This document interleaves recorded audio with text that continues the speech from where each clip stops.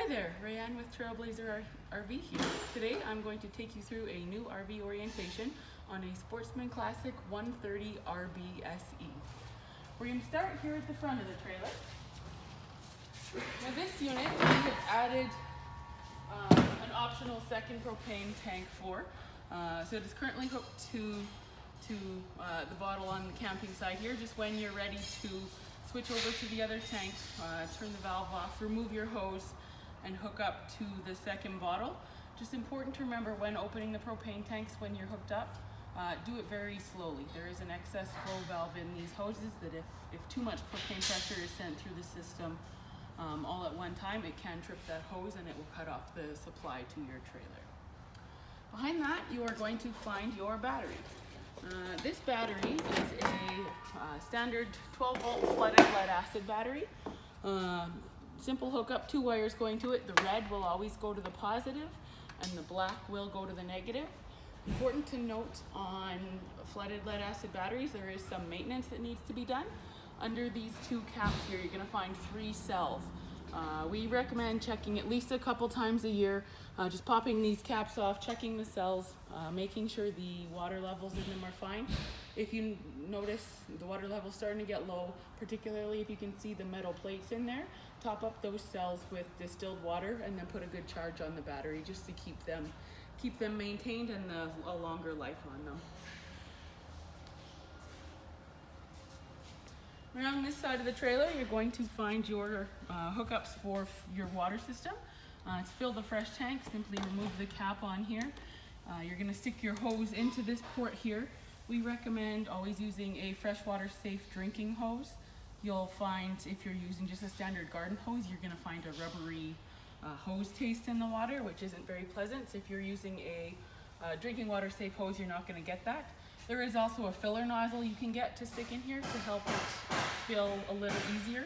Oftentimes the end of your hose is going to be approximately the same width around as this opening, so sometimes it's hard to keep the hose in there without that filler nozzle.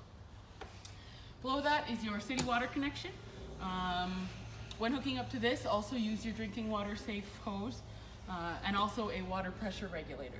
The water system in the RV is only rated for approximately 50 psi of water pressure, and you'll find that a lot of campgrounds have either higher than that or inconsistent water pressure. The water pressure regulator is just going to help make sure you don't end up with leaks from that system getting too much water pressure. Below that, you're going to find your fresh tank drain valve. Right now the tank is empty, so the valve's in the open position. When you go to fill the fresh tank, just close that valve and that's going to allow you to keep the water on board. Okay, right here is your water heater. To access it, just fold this door down.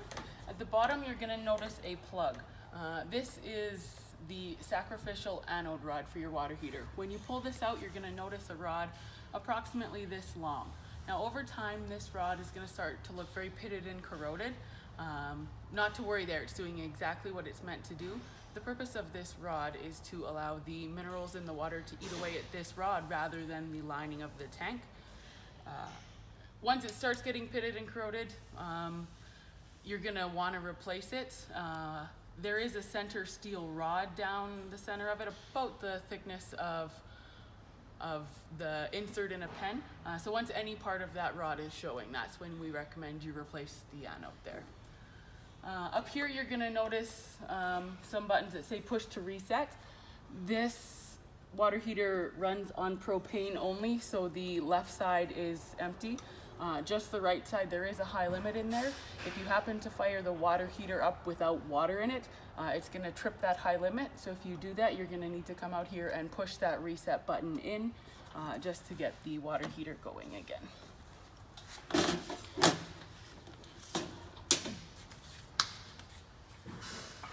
Back here you have your connections for dumping the holding tanks. We have supplied a medium heavy duty sewer hose, which you will find in the bumper. When dumping your holding tanks, we recommend you always dump the black tank first. You'll see it here. It's the bigger valve with the black handle on it, and then the smaller valve with the gray handle will be for your gray tank. When you dump the holding tank, open the valve. You're going to have your waste will come out. It's going to take a few minutes. Once it has completely drained, you're gonna close that valve again and open the gray valve. What this is going to do is allow the cleaner water from the gray tank to clean out anything that may still be left in this section of pipe and also in your sewer hose. It's just gonna make it a little bit nicer when you go to put your hose and everything back away.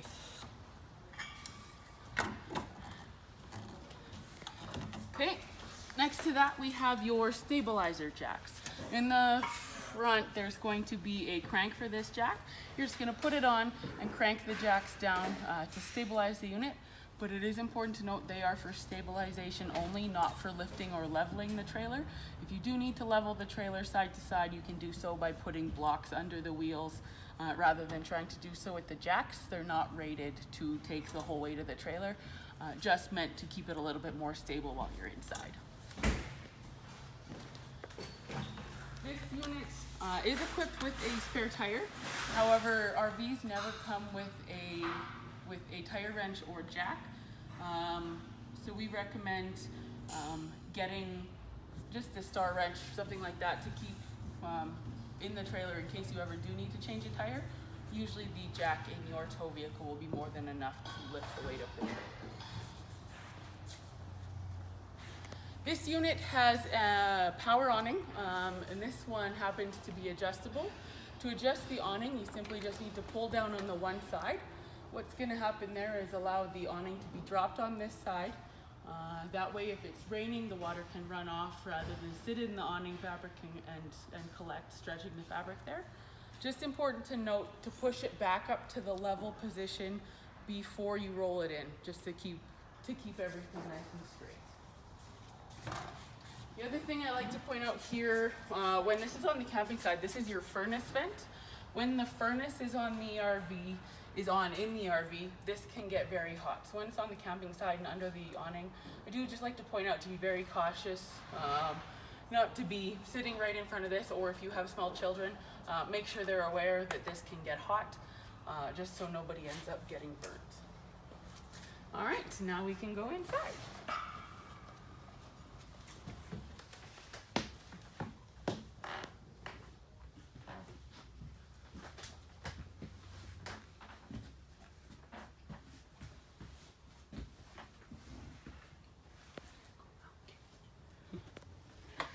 All right, so right here you're going to find the thermostat to control your furnace. Simple operation on this. You just slide the lever over. You're going to hear a fan come on in the furnace. What that's doing is running through a quick purge cycle. It's going to take probably 15 to 20 seconds before the furnace does try to ignite with just this fan running. If we give it a second here, we'll hear a tick coming from the furnace. There it is. Got to purge a little bit of air out of the propane lines here before it'll light, but there it goes. So the burner has ignited and you now have warm air flowing. Once it reaches temperature, it will shut off. But if you want to manually shut the furnace off, you just slide the lever all the way back over, but then make sure it clicks into the off position. Oftentimes people will slide it over without hearing that click. That furnace is still on. It's just set at a very low temperature. If it is still on, when you put the unit in storage, it could cause the furnace to come on when you don't want it to and drain the battery and your propane supply. Down below that, you're going to find your carbon monoxide and propane detector. These detectors will go off in 3 instances. The first one will be if there is a carbon monoxide situation. The second will be if there is a propane leak. And then the third and most common time this detector is going to go off is if the battery on the RV is getting low. There is a distinct difference between the alarms for carbon monoxide or propane and the battery warning. You'll be able to tell the difference. There's a slower beep with longer periods between the beeps when it's a low battery. If it is an actual alarm, it will be very urgent. This is wired directly into the RV's battery system, so unfortunately there is no way to shut it off. If you do get the low battery alarm, you just need to get your battery charged up again. Right here is the converter for your RV. It's going to be the main power center for the unit. It's going to have your 110 volt breakers and your 12 volt fuses. It's not uncommon for fuses to blow in an RV, so we usually recommend you have a few spares with you. And in your case, you have 15 and 40 amp fuses, so not a bad idea to just pick up a few spares of those just so you have them on hand.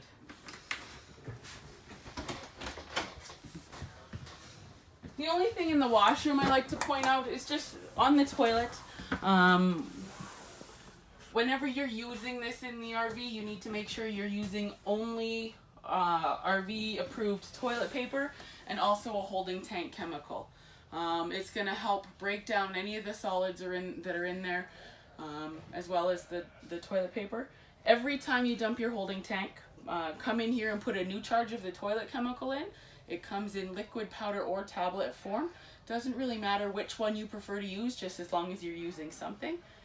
To recharge the holding tank, you just put a new dose of the chemical in the toilet. We will flush the toilet. Foot pedal right there. If you depress it halfway, what's going to happen is the bowl is going to fill with water. We don't have the pump on right now and the tank is empty, so it's not going to do that. But once the bowl has filled with water, then you can step down to allow the chemical to go to the bottom of the tank. It does need some water to activate, so that's why we recommend filling the bowl with the chemical just to get it started. Alright, to operate your stove, very simple. You're going to turn the knob to where it says high/light. Usually a good idea to have your flame going first. And it's going to ignite the burner. Both burners work, and then you can adjust the temperature from there. Above that, you're going to notice this is your GFCI, or your ground fault circuit interrupter outlet. This is an outlet very similar to the ones in your bathroom in your home. The only difference is in an RV, most, if not all of your outlets are going to be tied into this same circuit. So if you're plugged in and this outlet isn't working, or none of the outlets in the RV are working, it's likely that this GFI has tripped. You just need to come in here, push the reset button, and it should get power flowing again. Next to that, you're going to find your monitor panel. This is going to tell you the levels of your holding tanks and also your batteries. You can see right now gray tank, black tank, and fresh tank are all reading empty, and your battery is reading good. You'll likely only see it read at the C, the charged, if the unit is plugged in or the battery has been recently charged and unplugged again. Next, we have your fridge in the RV. Inside the door, you're going to notice there is lighting instructions down on the bottom here for lighting it on propane. This fridge will work on propane or electric if you have it available. To run it on electric, you're going to turn this first knob to the little plug-in control, and then you're going to select your temperature with the second knob. Anywhere from 1 to 3 snowflakes just to select your temperature. We recommend usually starting it on the 3, letting it get cold overnight, and then filling it with your food. Then you can adjust the temperature for there as you see fit. To run it on propane, you can switch the first knob to the little drop of propane there. And then you're going to go to this knob on the far side. You're going to turn it to high. While holding the button in, you're going to push to your sparker. That's going to ignite the fridge, and you're going to notice the red line here go over the green. Once it's in the green, you can release that button and again adjust your temperature on the fridge from there. Last thing in this unit to show you, it is equipped with an air conditioner. The unit will need to be plugged in for the air conditioner to work. To turn it on, simply press the power. You're going to want to select cool as the mode. You can turn on just the fan in there, but that's just gonna be for air circulation. And then there is options for the timer. The speed will only be if you're using the fan mode. For the air conditioner itself, it is just going to have that one fan speed. And then you can set your timer and your temperature from these buttons below. And that about concludes it for the Sportsmen 130. Thanks for watching, and if you have any other questions, please feel free to contact us here at Trailblazer RV, or you can check us out online at www.trailblazerrv.com. Thank you.